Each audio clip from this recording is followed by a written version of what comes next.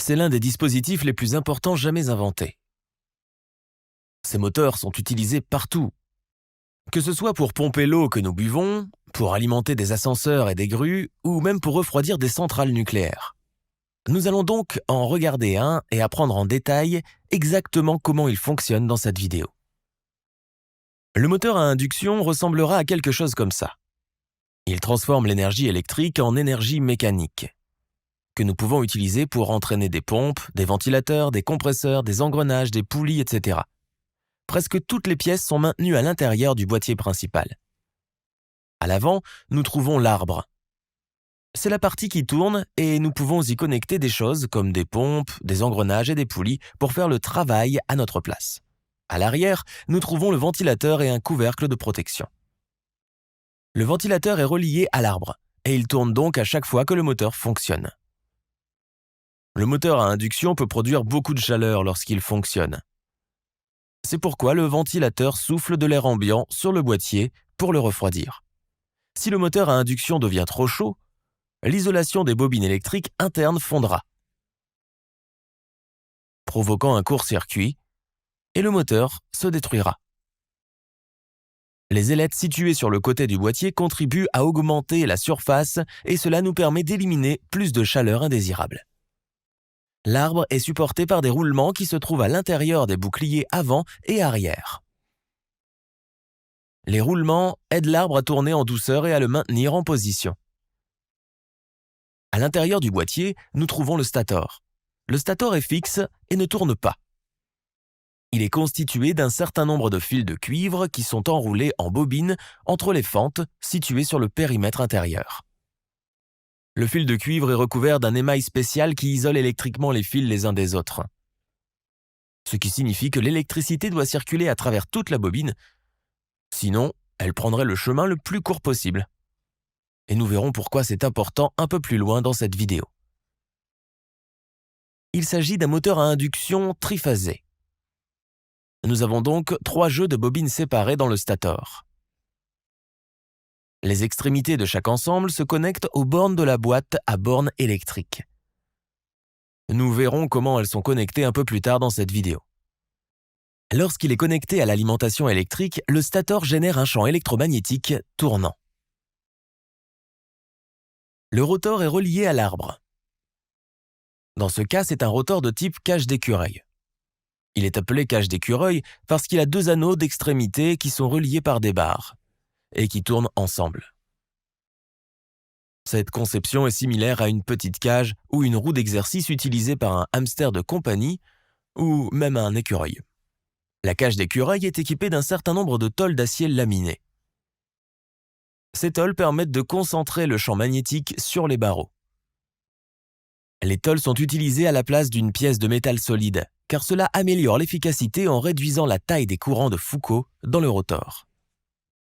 Lorsque le rotor est placé à l'intérieur du stator et que le stator est connecté à une alimentation électrique, le rotor commence à tourner.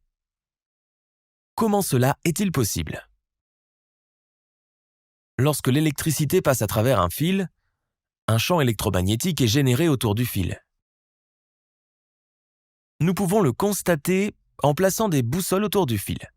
Les boussoles tournent pour s'aligner sur ce champ magnétique.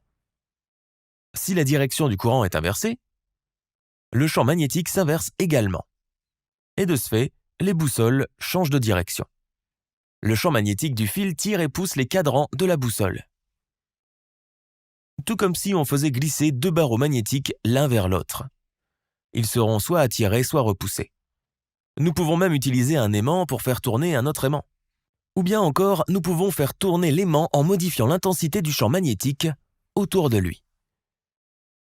Si nous plaçons un fil dans un champ magnétique et faisons passer un courant à travers lui, le champ magnétique du fil interagira avec les aimants permanents. Le champ magnétique et le fil subiront une force. Cette force déplacera le fil vers le haut ou vers le bas, selon le sens du courant et la polarité des champs magnétiques. Si nous enroulons le fil dans une bobine, le champ électromagnétique devient plus fort. La bobine produira un pôle nord et un pôle sud, tout comme un aimant permanent. Nous appelons ces bobines de fil des inducteurs. Lorsque nous faisons passer un courant alternatif dans le fil, les électrons changent constamment de direction, allant en avant et en arrière en permanence. Ainsi, le champ magnétique va également se dilater et s'effondrer, et la polarité s'inversera à chaque fois. Lorsque nous plaçons une autre bobine, séparée, à proximité immédiate et que nous complétons le circuit, le champ électromagnétique induira un courant dans cette seconde bobine. Nous pouvons connecter deux bobines ensemble et les placer l'une en face de l'autre pour créer un champ magnétique plus important. Si nous plaçons une boucle fermée de fils à l'intérieur de ce grand champ magnétique, nous induirons un courant dans la boucle. Comme nous le savons, lorsque nous faisons passer un courant à travers un fil, il génère un champ magnétique. Et nous savons également que les champs magnétiques se poussent ou s'attirent mutuellement. Ainsi, cette boucle de fil générera également un champ magnétique. Et celui-ci interagira avec le champ magnétique plus large. Chaque côté de la bobine subira des forces opposées, ce qui la fera tourner. Cette boucle est donc notre rotor et les bobines sont le stator. Le rotor ne tournera que jusqu'à ce qu'il soit aligné avec les bobines du stator, puis il se bloquera lorsque le courant induit s'inversera avec la bobine.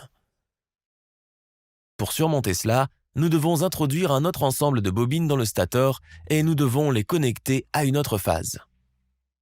Les électrons circulent dans cette phase à un moment légèrement différent, de sorte que le champ électromagnétique changera également d'intensité et de polarité à un moment légèrement différent lui aussi.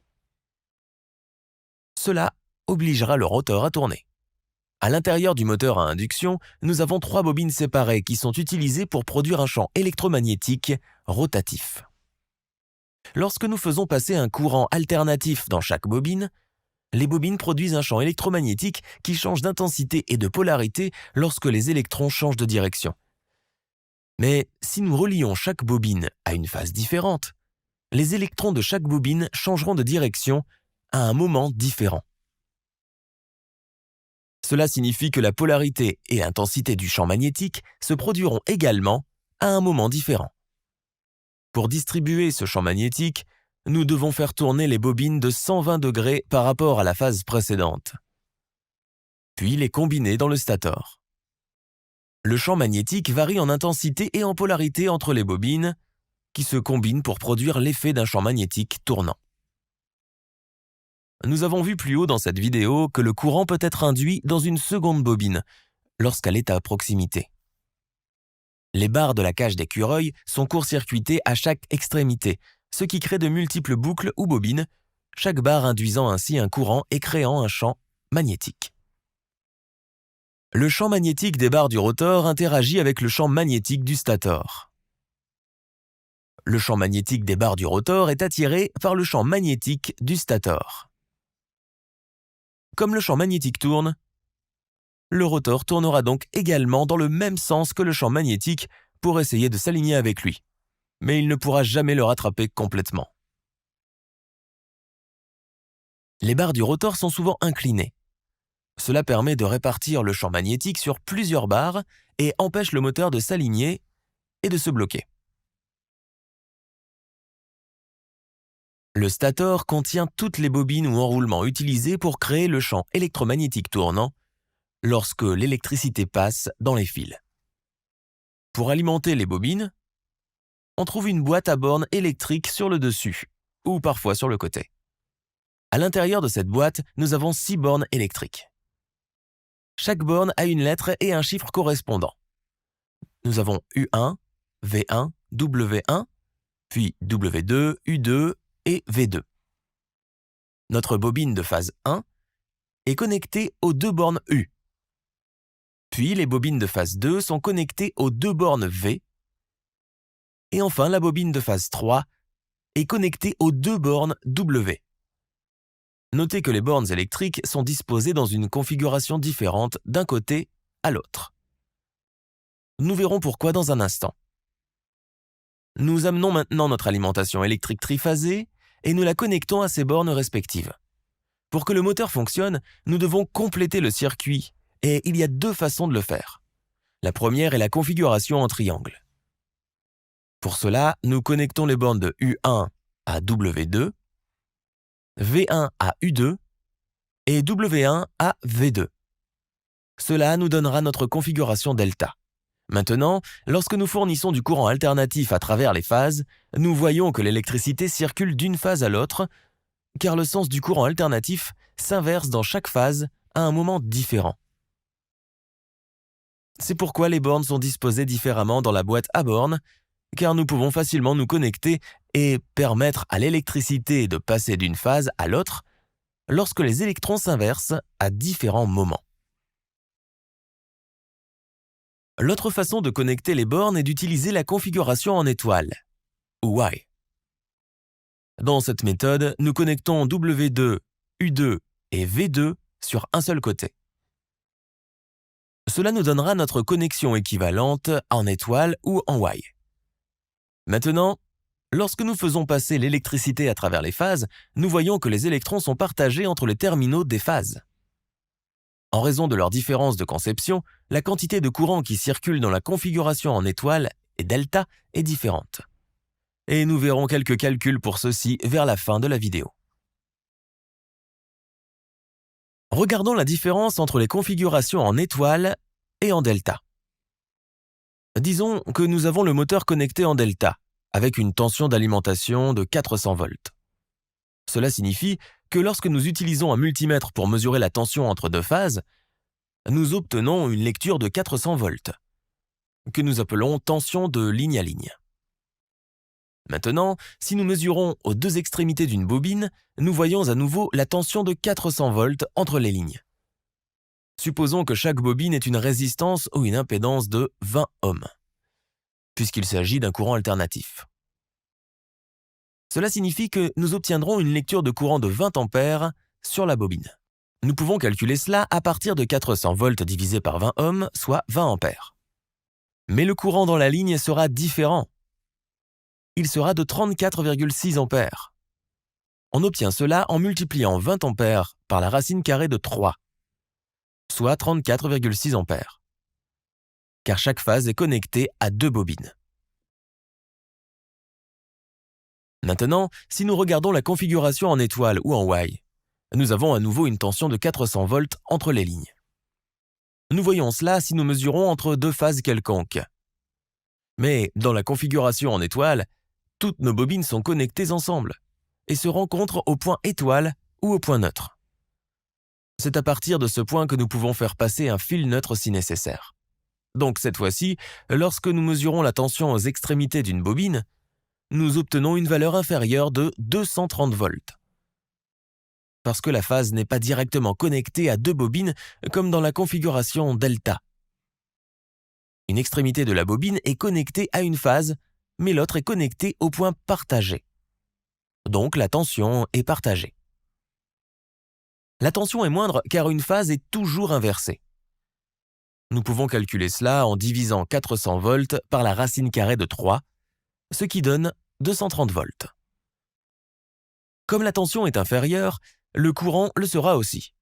Si cette bobine a également une impédance de 20 ohms, alors 230 volts divisé par 20 ampères égale 11,5 ampères. Le courant de ligne sera donc également le même, soit 11,5 ampères. On peut donc voir, dans la configuration delta, que la bobine est exposée à la totalité des 400 volts entre deux phases, mais que la configuration de départ n'est exposée qu'à 230 volts entre la phase et le point neutre. L'étoile utilise donc moins de tension